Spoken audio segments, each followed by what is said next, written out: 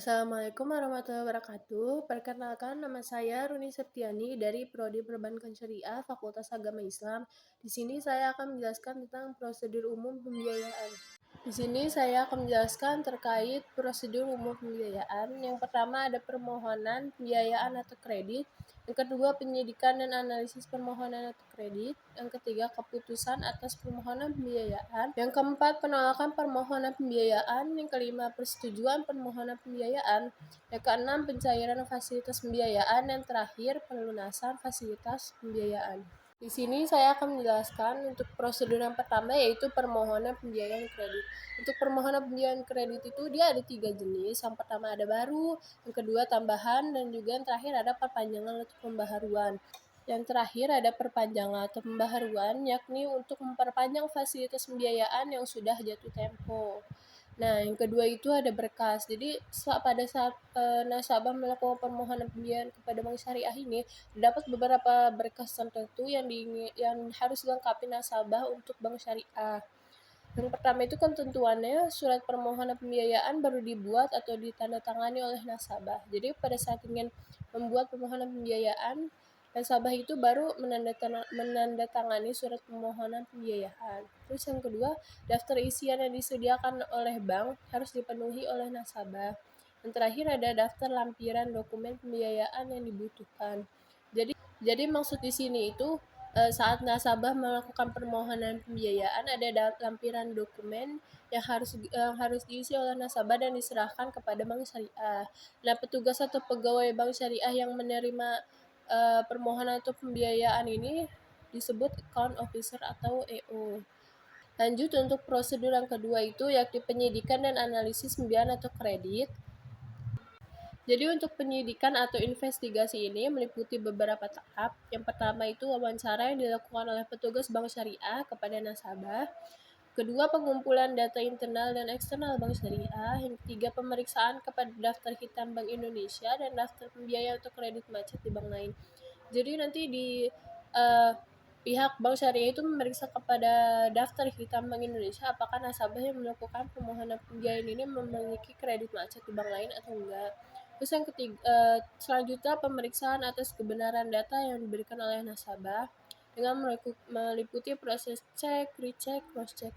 Jadi setelah nasabah ini memberikan data kepada bank syariah untuk melakukan permohonan pembiayaan, setelah itu bank memeriksa tentang kebenaran data yang diberikan oleh nasabah. Terus yang selanjutnya penyusunan laporan hasil penyidikan, apakah permohonan nasabah itu dapat dilanjutkan atau tidak. Setelah disusun laporan nanti, jadi bank syariah ini dapat memutuskan apakah permohonan pembiayaan dari satu orang nasabah ini akan dilanjutkan atau tidak. Terus yang terakhir ada penyidikan pembiayaan yang dilakukan oleh petugas bank syariah. Nah, petugasnya ini disebut penyidik pembiayaan. Nah, untuk tahap analisis ini, yang pertama menguraikan informasi atau data keuangan dan non-keuangan nasabah. Jadi apakah dapat dilanjutkan atau tidak. Nah, selanjutnya ini menyusun laporan analisis yang berisi kesimpulan, apakah permohonan dapat dilanjutkan atau tidak. Jadi setelah menganalisis data-data dan tahapan-tahapan yang dilakukan oleh bank syariah, jadi itu dapat diputuskan apakah permohonan pembiayaan yang diajukan oleh nasabah itu dapat dilanjutkan atau tidak. Nah, petugas bank syariah yang melakukan analisis ini disebut analisis pembiayaan. Selanjutnya, data pokok analisis pembiayaan itu meliputi data kualitatif calon nasabah, data kuantitatif calon nasabah. Data kualitatif calon nasabah ini jika calon nasabah melakukan permohonan pembiayaan dan dia memiliki suatu usaha, jadi data kualitatifnya ini meliputi akta perusahaan. Terus yang kedua, data kuantitatif calon nasabah, yakni realisasi pembelian, produksi dan penjualan, rencana pembelian, produksi dan penjualan, jaminan, laporan keuangan, lalu aktivitas bank berupa rekening giro. Penelitian data kuantitatif realisasi usaha dilakukan untuk periode minimal 3 bulan terakhir.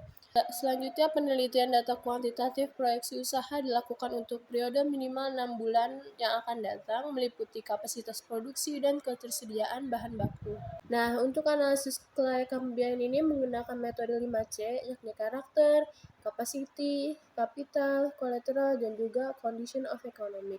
Yang pertama ada karakter, yakni penilaian karakter perlu memperhatikan riwayat hidup nasabah, reputasi dalam memenuhi janji di lingkungan usahanya, ketekunan dan profil kerja, akhlak dan nilai integritas, dan juga kurikulum PT. Selanjutnya untuk capacity atau kemampuan berusaha. Nah, capacity atau kemampuan berusaha ini bergantung pada beberapa pendekatan, yakni pendekatan historis, pendekatan keuangan, pendekatan edukasi, pendekatan yuridis, pendekatan manajerial, dan terakhir pendekatan teknikal, yaitu kemampuan mengolah faktor produksi, material, tenaga kerja, alat produksi, dan lain-lainnya. Yang ketiga ada kapital atau modal. Jadi kapital ini berfungsi untuk menahan dan menyerap kerugian usaha perusahaan. Dan gambaran komposisi modal sendiri dibandingkan modal pinjaman untuk mendanai perusahaan yang dijalani oleh nasabah yang melakukan permohonan pembiayaan. Terus yang keempat ada kolateral atau jaminan. Jadi hal yang harus dinilai terkait jaminan itu ada ketepatan nilai jaminan, penyusutan atau kadar jaminan, kemudahan dalam menjual jaminan, pengawasan barang jaminan, proses likuidasi cepat atau lambat. Terus yang terakhir ada condition of economic, yaitu kondisi ekonominya nasabah ini. Nah, ini terkait faktor lingkungan eksternal perusahaan, yakni ekonomi makro, politik, kemajuan teknologi, perubahan pasar, perkembangan industri, dan juga kebijakan pemerintah. Untuk analisis permohonan pembiayaan ini terbagi menjadi 4, yakni analisis titik impas, analisis pasar, analisis kebutuhan modal kerja, dan juga analisis kebutuhan investasi. Lanjut di sini untuk prosedur umum pembiayaan yang ketiga, yakni keputusan atas permohonan pembiayaan. Setelah melakukan permohonan pembiayaan atau kredit dan juga penyidikan dan analisis atas permohonan, di sini keputusan atas permohonan pembiayaan, yakni tindakan pejabat bank syariah berdasarkan wewenang untuk mengambil keputusan berupa menyetujui, menolak, atau mengusulkan permohonan pembiayaan kepada pejabat yang lebih tinggi.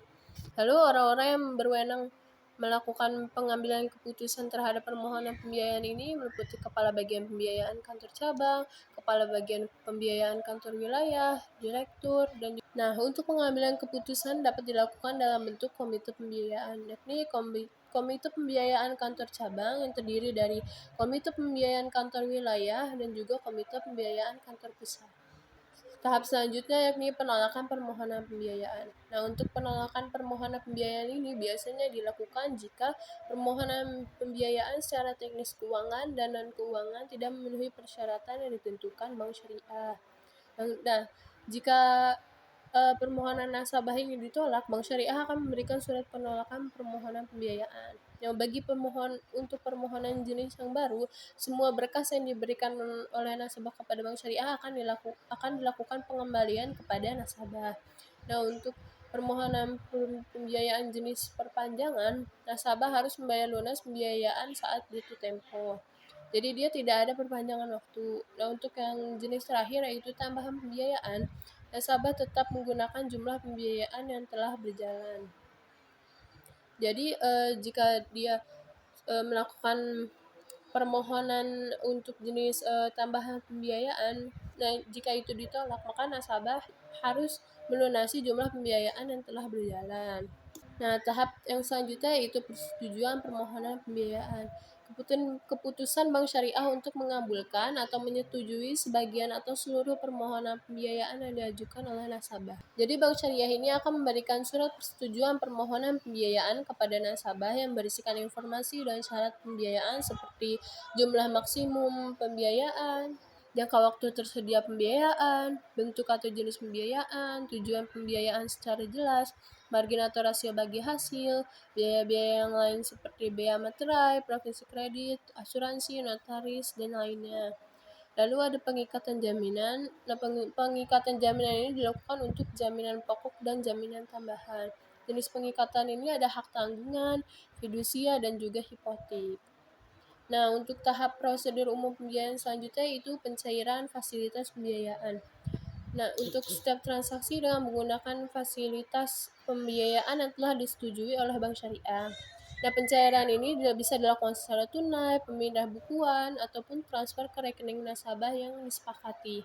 Lalu fasilitas pembiayaan dapat berbentuk penyediaan pembiayaan dengan limit tertentu, penyediaan pembiayaan berdasarkan jadwal pencairan tertentu, pencairan pembiayaan berdasarkan jadwal pencairan sekaligus, dan juga penyediaan pembiayaan berupa kesanggupan bayar kepada pihak lain dengan persyaratan tertentu atau disebut sebagai bank garansi. Nah, setelah dilakukan pencairan fasilitas pembiayaan, nasabah harus melakukan pelunasan fasilitas pembiayaan. Nah, untuk prosedur yang terakhir ini, maksud dari pelunasan fasilitas pembiayaan yakni hapusnya ikatan perjanjian pembiayaan.